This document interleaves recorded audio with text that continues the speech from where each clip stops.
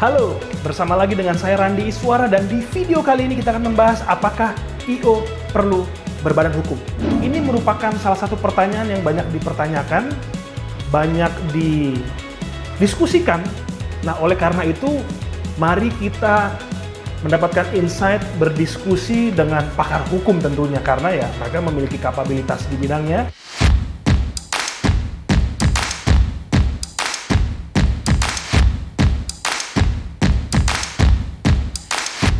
Ya, seperti saya katakan, kita bersyukur sekali bisa kehadiran Bapak Benedik Remat. Apa kabar Pak Benedik Remat? Kabar baik, Pak Minal Randi. aidin wal faidin. Mohon maaf lahir dan batin. Video ini kita ciptakan di akhir Mei 2020, di mana sedang ada pandemi dan baru kita merayakan semua hari raya Lebaran. Terima kasih Pak Benedik untuk waktunya. Di video kali ini, seperti saya bilang, kita akan berdiskusi Pak. Banyak pertanyaan mengenai perlukah I.O. itu berbadan hukum? Perlu nggak Pak? Nah, baik, kalau pertanyaan tadi saya akan memberikan ilustrasi terlebih dahulu ya. Jadi, apabila ada pertanyaan perlukah I.O. berbadan hukum, saya akan memberikan ilustrasi seperti ini. Ibaratkan kita hendak menuju ke Surabaya dari Jakarta menggunakan pesawat terbang. Ketika kita ingin pergi dari Jakarta ke Surabaya, kita membeli tiket penerbangan. Nah, tiket penerbangan itu ada kelasnya, yaitu ekonomi dan bisnis.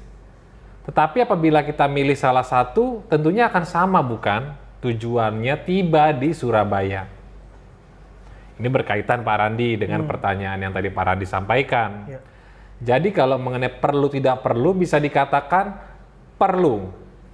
Dan bisa dikatakan juga tidak perlu. Tergantung dari kebutuhan kamu sebenarnya, tetapi tetap tujuannya nanti sama, yaitu tujuannya adalah menggolkan kegiatan kamu dalam hal I.O. seperti itu. Oke, perlu, tidak. Mungkin begini case-nya. Tentu teman-teman semua ada yang I.O.nya yang levelnya sudah big corporate, di mana big corporate itu biasanya untuk ngikutin pitching atau tender Pak, itu diperlukan aspek legal seperti SIUP, TDP, dan lain sebagainya. Betul. Tetapi ada juga I.O. yang aspeknya dia lebih kecil. Misalnya mungkin I.O. yang menangani event wedding, acara sunatan, atau 17-an, itu mereka lebih kecil aspeknya. Ya. Itu berarti tergantung ke kebutuhannya. Kalau saya sebut berarti tergantung target market kamu. Kalau target market kamu itu adalah bikin di big company, berarti sebaiknya berbadan hukum. Kalau lingkupnya kecil, ya tidak berbadan hukum, ya tidak apa-apa ya. Ya, betul. Tetapi Pak, sebaiknya nih Pak, berbadan hukum atau tidak? Sebaiknya. Nah, tadi kembali lagi. Jadi kalau bicara sebaiknya adalah berbadan hukum. Oke. Ya, kenapa sebaiknya berbadan hukum? Agar usaha kamu ini punya legalitas, Pak Randi. Yang dalam hal ini legalitas adalah badan hukumnya itu. Yang kita bahas di sini badan hukum itu adalah PT ya. Karena badan hukum ada beberapa, itu ada yayasan, ada perkumpulan, ada koperasi dan lainnya ya. Yang kita bahas ini adalah PT. Karena PT itu adalah tujuannya adalah mendapatkan keuntungan ataupun juga profit. Jadi kita bahas itu adalah PT. Kalau yayasan berbeda lagi. Yayasan tidak bertujuan untuk mencari keuntungan. Ya. Jadi kalau kita bahas di sini adalah PT, sebaiknya adalah berbadan hukum yang dalam hal ini adalah PT, Pak Randi. Oke. Begitu. Pak, bedanya PT dengan CV itu apa ya? Apakah dalam kaitan ini kita ngomong I.O. ya? Sebaiknya I.O. mendirikan, berbadan hukum, ya sebaiknya. Kalau dibilang perlu, ya tergantung tadi target market kamu. Tapi sebaiknya berbadan hukum. Betul. PT atau CV Pak? Sebenarnya apa sih Pak bedanya PT atau CV itu Pak? Nah, kalau berbicara bedanya PT dengan CV, itu adalah PT badan hukum. Nah, kalau CV itu adalah badan usaha. Oke. Yang mana apabila PT itu berbadan hukum itu adalah adanya kekayaan yang dipisahkan, Pak Randi, dari si pendirinya ini. Maksudnya adalah kekayaan yang dipisahkan dari harta pribadinya si pendiri ke dalam PT yang ingin didirikan. Contoh, apabila harta pribadi saya totalnya 1 miliar rupiah, lalu Pak Randi harta pribadinya totalnya 1 miliar rupiah juga. Nah, kita sama-sama sepakat nih Pak Randi mendirikan sebuah PT. Ya. Yang mana PT ini nanti kita modal awalnya adalah 100 juta nih Pak Randi. Nah, dari 100 juta ini kita berdua nih menyetorkan modal. Yaitu misalnya Pak Randi 50% atau 50 juta, saya 50% ataupun juga 50 juta. Berarti kekayaan Pak Randi yang tadinya 1 miliar, Pak Randi pisahkan 50 juta ke dalam PT. Sama dengan saya, kekayaan saya tadinya 1 miliar, saya pisahkan 50 juta ke dalam PT tersebut. Sehingga PT itu menjadi suatu badan hukum yang punya kekayaan, yang mana ada pendirinya. Dan nanti PT itu bisa bertindak seperti orangnya biasa. Oke. Jadi bisa sebagai subjek hukum. Ya, karena subjek hukum itu ada 2. Subjek hukum adalah orang, yaitu ya kita pribadi ya orang ya. Subjek hukum yang bisa bertindak, yang cakap untuk melakukan tindakan hukum, perbuatan-perbuatan hukum. Ya seperti perjanjian, kerjasama dan lain sebagainya maksudnya Pak Randi.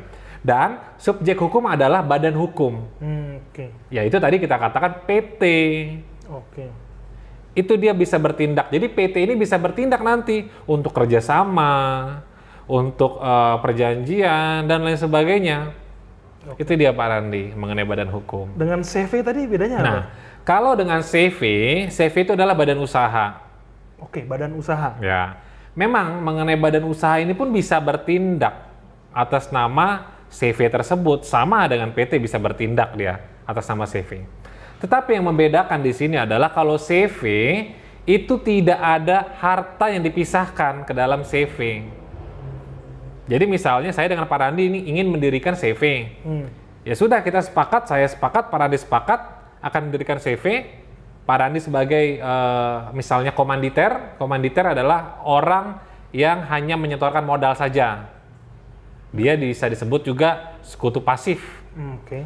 Dan saya misalnya jadi direktur atau sekutu aktif. Saya yang mengurus segala sesuatu tentang CV. Ya sudah kita sama-sama untuk mendirikan CV, menjalankan CV, yang mana modalnya tidak disebutkan. Artinya modalnya itu nanti disebutkan dalam buku CV saja.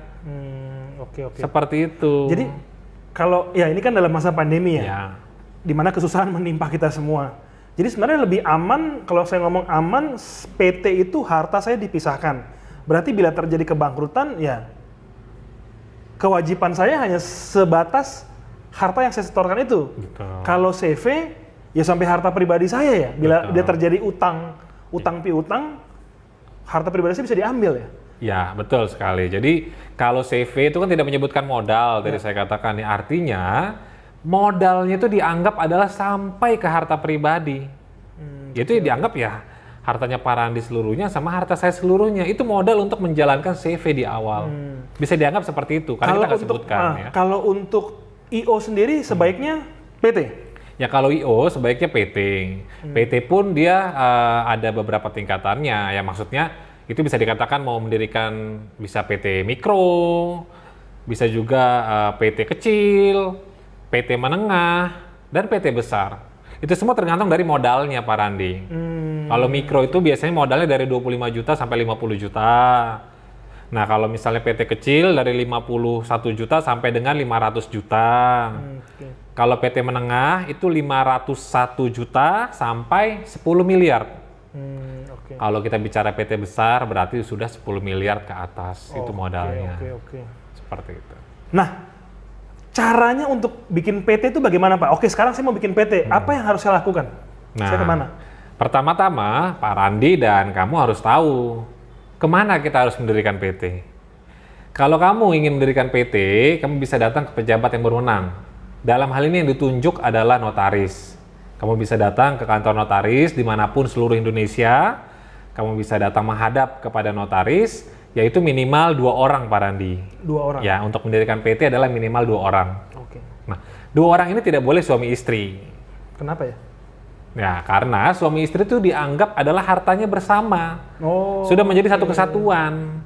Sedangkan tadi di awal saya sampaikan bahwa PT itu adalah pendirian yang kekayaan dipisahkan kan antara 2 individu, antara 2 orang yang dipisahkan. Suami istri dianggap satu. Kecuali Pak Randi, kecuali ada perjanjian kawin ataupun juga perjanjian pisah harta sebelum perkawinan. Jadi dianggap pisah hartanya antara suami dan istri, bisa mendirikan. Ataupun juga jika mau suami dan istri, boleh. Tapi ada orang ketiga atau orang lain. Entah itu adiknya, kakaknya, orang tua mungkin, itu bisa. Teman, rekan, sejawat boleh, bisa? Boleh, karena kan sudah dianggap lebih dari 2 orang yang memisahkan kekayaan untuk mendirikan sebuah PT. Nah, setelah kamu tadi datang ke notaris, kamu bisa konsultasi, bisa bertanya hal-hal apa saja yang perlu dilengkapi. Ya nanti biasanya ada namanya apa, terus siapa yang jadi pemegang saham, siapa yang jadi pengurus, seperti itu. Dan ingat, kamu ketika datang ke kantor notaris atau pejabat yang berwenang, sebaiknya kamu menghadap, bertemu langsung kepada notarisnya. Oke. Ke notaris ya, untuk saya atau teman-teman mungkin yang ingin mendirikan PT. Itu persyaratannya apa sih Pak? Nah, kalau untuk persyaratan, kamu cukup membawa KTP, KTP-nya iktp Pak Randi ya. Karena banyak juga nih hari gini KTP-nya masih KTP yang lama Pak Randi, belum iktp. Yang masih pakai laminating itu. Ya, jadi KTP, kartu keluarga, dan NPWP. NPWP-nya ini pun aktif. Tanda kutip aktif ya, kamu rutin lah lapor SPT tahunan, seperti itu aja Pak Randi cukup. Oh, semudah itu ya? Oke. Berarti teman-teman bisa disimpulkan di video kali ini bahwa perlukah IO berbadan hukum? Perlu bila mana sesuai dengan target market dari IO-mu. IO-mu skalanya besar, tentu harus berbadan hukum. Kalau IO-mu masih skala kecil dalam artian project-nya ya, dari nilai value project-nya, dan rekrutmen untuk persyaratan aspek hukumnya tidak terlalu ribet, ya tidak usah PT dulu. Tapi sebaiknya berbadan hukum. Dan sebaiknya adalah berbentuk PT. Dan PT tadi ternyata ada tingkatan-tingkatannya. Ada yang besar, menengah, kecil, bahkan dibikin mikro lagi. Dan ternyata membuat PT juga tidak terlalu ribet ya.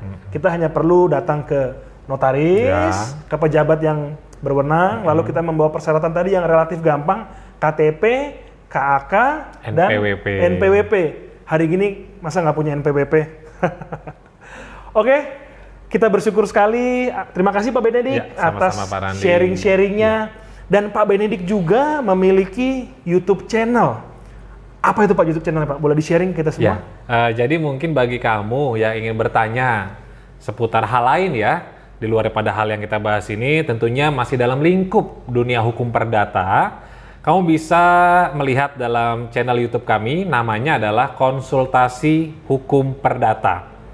Kamu bisa ketik itu, nanti akan muncul beberapa video yang sudah kami tayangkan juga Pak Randi. Dan apabila kamu ingin bertanya, kamu bisa isi dalam kolom komentar. Nanti akan kami jawab Pak Randi dalam video selanjutnya. Berupa video jawabannya. Berupa video, menarik sekali. Ataupun bila teman-teman ingin ada konsultasi, bisa langsung via Instagram ya, apa ya? Ya, bisa juga. Instagram Pak Benedik apa? Ya, bisa juga di Instagramnya Benedik Remart. Saya ingin langsung berkonsultasi, bisa kemana Pak Benedik? Ya, kalau memang mau konsultasi juga bisa, itu telepon juga bisa Pak Randi. Di telepon kami di 021, 8-nya 4 kali, 3-nya 4 kali. Wah, nomor cantik sekali, luar biasa. Nah itu tadi sharing-sharing Pak Benedik, terima kasih. Tadi juga ada informasi, bila ingin langsung sharing atau ingin melakukan konsultasi bisa langsung ke Bapak Benedik Remart. Dan saksikan nanti juga ada video kami selanjutnya. Jadi kami ini akan bikin video YouTube mengenai aspek hukum atau aspek legalitas dalam IO. Nanti akan ada topik lagi yang menarik, stay tune ya. Like video ini, sebarkan ke teman-teman kalian bila Anda merasa ini bermanfaat. Terima kasih dan tetap berkarya untuk Indonesia.